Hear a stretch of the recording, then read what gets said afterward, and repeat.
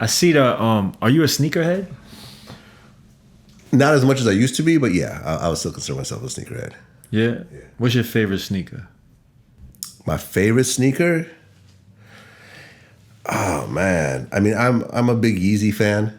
I was kind of disappointed when he did all the fuck shit because I feel it kind of left kind of a bad taste in in terms of like the brand. But I like the Yeezy the Yeezy is it 300s I think. It's not the 350s, but the first low top Yeezys. I have them almost every color. I got the high top 700s in like 3 different colors. I like Jordans. The Jordan 1 Chicago, I think is a dope ass shoe. Like I love, I have the Chicago, the red and black Chicagos and the blue, the black and blue ones also. I like Jordan 3s a lot, like the black cement 3s. Or one of my favorite overall sneakers.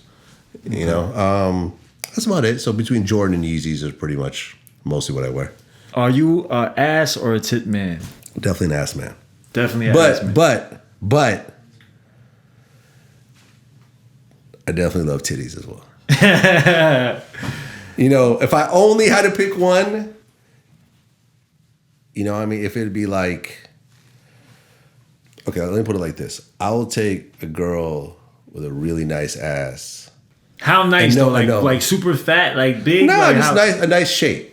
Nice shape. But I've had the super huge fat too. Like that. Is that what you're into? Like the super huge? I mean, yeah. I like that. I like that. I like my the guy big huge Vlad ass. Is on his but I like I didn't even know that. I like the nicely shaped ass also. But what I'm gonna say is that I would take a girl with a nice ass and a flat chest as opposed to a girl with really nice titties and no ass. So you're an ass man. I think a little bit more, but I do have a massive appreciation for the female breast. Do you eat the groceries? Not so much. I'm not gonna say I've never done it, but not so much. How about feet? You into feet? Not really. Not really. Both ways. I'm not really into licking feet. Not really into my feet being licked. Not really. Yeah, I'm not really. I mean, I could admire from like nice feet, but I'm not into the whole like. No. Some people are into that, man. Like that's the cool thing about sex is everyone has their own little angle on it. Let me see. What else? What was your favorite interview? Favorite interview, hands down. Like just your favorite interview that you like. Man, I mean, the Mob James interview that I just did is really like turned out to be like a really incredible interview. Mob James was one of the Mob Piru heads that basically was the dude that Suge Knight utilized to bring in all the Bloods into Death Row. Like he was the conduit to that, and in the process of doing that. And having all the Pyrus within Death Row, like 11 of them ended up killing each other, fighting over money and stuff like that, including Mob James's brother Buntry, who was kind of like Suge's main guy at one point. When Buntry, and describing him losing his brother, crying in the interview and blaming himself for allowing his brother to even join the fold over there. I think was. It's a very, very powerful piece. It's a very important piece in the Death Row story. Another one is like I interviewed Fab Morvan from the group Milli Vanilli. And for those that are a little too young to remember, Milli Vanilli in the 80s were the biggest fucking group ever. They were like Drake. They won the Best New Artist Grammy, Album of the Year Grammy, whatever else. But then it was found out that they didn't actually sing. Their vocals weren't on any of the records at all. Their producer at one point just exposed them, and they were the only musical act in Grammy history that actually had to give back their Grammys. And then the second member of the group ended up just getting heavy on drugs and ended up overdosing and dying. Some people think it was a suicide. So just telling that whole story from beginning to end, I thought was just an incredible story. Nicki Minaj or Cardi B? I think they're both dope. But if you had to pick one, like In terms of what? in terms of just Rap level? entertain, Entertainment level? I think it's still Nicki. You know, think so? and what I've said, you know, because Cardi's kind of like the new hot girl right now, so she's getting, you know, a lot more attention right now. You know, she just won the rap Grammy and stuff like that. Why do you think so? I mean, correct me if I'm wrong. She won a Grammy, right? Nicki Minaj never won a Grammy. I don't think so. Why do you think? Well, because I kind of feel like the Grammys are like whoever is part of the deciding factor of the Grammys, they will really go for what I feel is kind of like the artsy kind of projects, as opposed to what some people might traditionally like, what people consider more traditional music. So this is why Kendrick has like 10 Grammys and J. Cole has 0. Because, you know, Kendrick is a little more artsy. You know what I mean? In terms of what he puts together. And you think that Cardi B is more artsy? I wouldn't describe her as artsy. No. You're right. I mean, I don't know. I mean, I think Cardi B has more energy around her these days. No, I mean, I don't. I mean, I was just using that as an example. She just had one. She just had one. I think one album, and she won it. And I think it was a very Nicki good, Minaj was nominated like 10 times, but never won. But she hasn't won. But and what I've always said, what I said recently is that Nicki Minaj is the sorest winner in all of music, because she has been winning consistently for 10 years in terms of just her career. Like, all her albums are like gold or platinum. She's on like one of the most streamed artists ever and so forth. But when she doesn't get the #1 album to Travis Scott, it's a big fucking conspiracy, and it's, you know, he's cheated and whatever else. And, you know, when Cardi wins the Grammy, it's because someone on the Grammy committee doesn't like her and it's a conspiracy, whatever else. It's like, damn, like, you've been winning. Like, you're a multimillionaire. You do sold out shows around the world. You have so many hits. Like, who the fuck cares? Like Vlad TV never gets nominated. Like, all these award shows, when they get to the blog categories or whatever, the website categories, Vlad TV never even gets nominated for shit. We don't have any trophies, any awards, any nothing. But the numbers speak for themselves.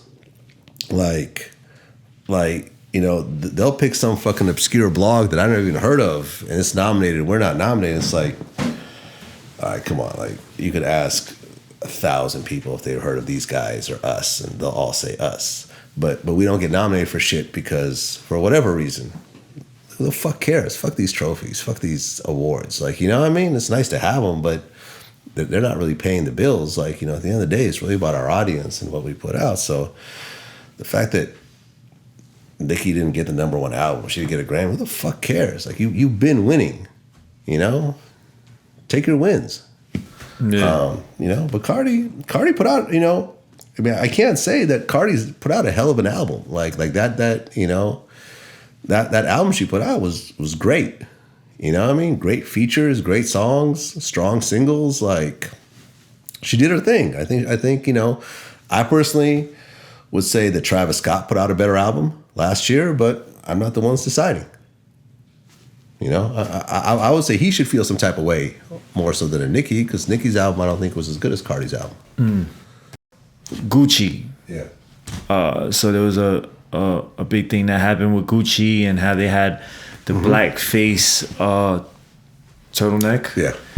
And there was an outrage about that. What's your take on that? Gucci's been a company that's been around for like 50 years. Like, you know, Gucci was hot when I was a kid. Like, having a Gucci watch was a big deal when I was like in elementary school. You know, it just goes to show you how long it's been around. This is not some new company. That they have a big infrastructure. They have a worldwide audience. There's a lot of people involved in their corporate structure.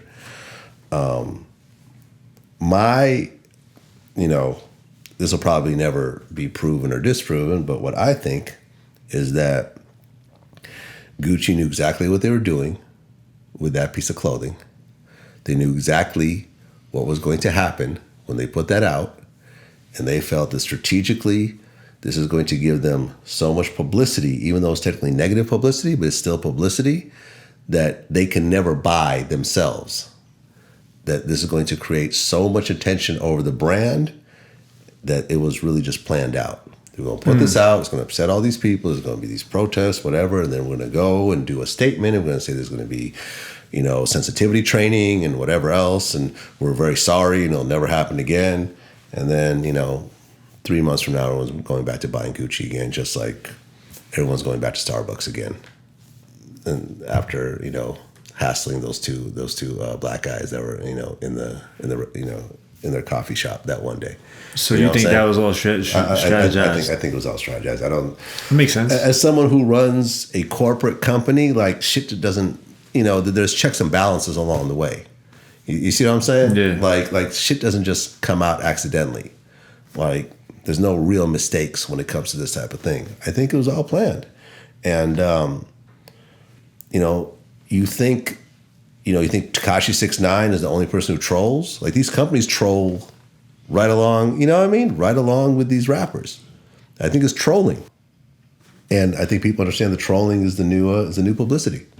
And these companies are doing it right along with it because, who's really going to burn their Gucci? Who's really going to, I've got a $3,000 Gucci leather jacket. I'm not going to burn that. I'm just going to, you know what I'm saying? Like, I'm not going to wear it right now. I'll just put it in the closet. Wait. I'll wait until at some point it's cool, and then I'll wear it again. Like this just too smoke clear. Yeah, man. But right now, I think somebody else just did that too. Somebody else had like nooses on their clothes. Who was that? Burberry. You think they follow suit on that? Yeah. I think I think these companies are trolling. I think they are trolling flat out, and everyone's talking about Burberry right now. They weren't talking about Burberry last month.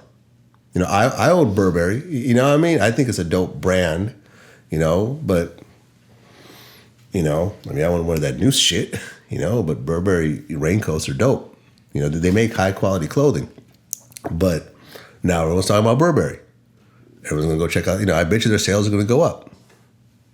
I think it's trolling, flat out. There you have it. Better close it better than that. There you have it, man. Listen, Vlad, it was a pleasure. You know what I mean? Yeah, man. Vlad, it was a pleasure. Thanks for having me. It's good to be on the other side of the table, But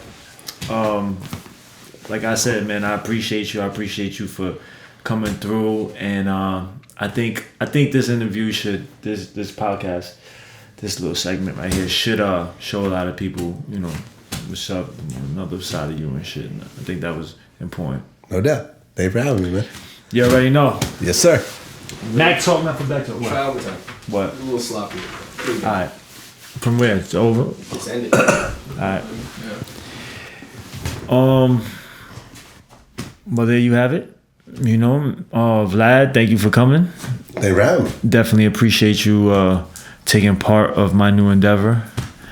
And like I said, man, you definitely your platform definitely helped me a lot, and I appreciate that. I appreciate you for even coming through, because a lot of people would just be like, we'll do it some other time. But you said you was gonna do something, and you came. It was snowing outside. You still came. Yeah, I appreciate that. No doubt. Thank you, brother. No doubt, man. Anytime. There you have it. Mac Talk Podcast. We out. Peace.